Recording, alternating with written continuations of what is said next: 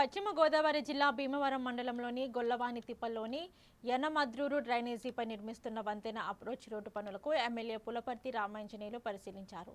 సుమారు 23 కోట్లతో చేపట్టిన పనులు వేగంగా జరుగుతున్నాయని, త్వరలోనే పూర్తి చేసి వంతెనను ప్రజలకు అందుబాటులోకి తీసుకువస్తామని తెలిపారు. పనుల్లో జాప్యం లేకుండా పూర్తి చేయాలని అధికారులను ఆదేశించారు.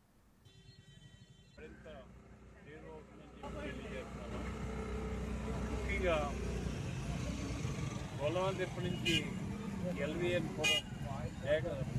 గొంతులోకి వెళ్ళే రోడ్డు బాగా పాడైందని పబ్లిక్ అంతా వచ్చి నిన్న ఈరోజు తెలియజేశారు. టెంపరీగా ఆ రోడ్డు ప్యాచ్ వర్క్కి అరేంజ్ చేశాం. 2-3 రోజుల్లో వచ్చి ప్యాచ్ వర్క్ చేస్తారు. అక్కడ గొంతులో వాళ్ళ కాలినడక వంతెన పడిపోయింది. వారు చాలా ఇబ్బంది పడుతున్నారు. వారికి టెంపరీగా రైలు బ్రిడ్జ్ ఏర్పాటు చేయాలని ఈరోజే నిర్ణయం తీసుకున్నాం. 2-3 రోజుల్లో ఆ పని కూడా మొదలు పెడతాం. తీర ప్రాంతంలో కింద ప్రాంత ప్రజలందరూ కూడా ఎవరికి ఇబ్బంది ఉండకోకుండా అన్ని సౌకర్యాలు కూడా ఏర్పాటు చేయడం జరుగుతుంది.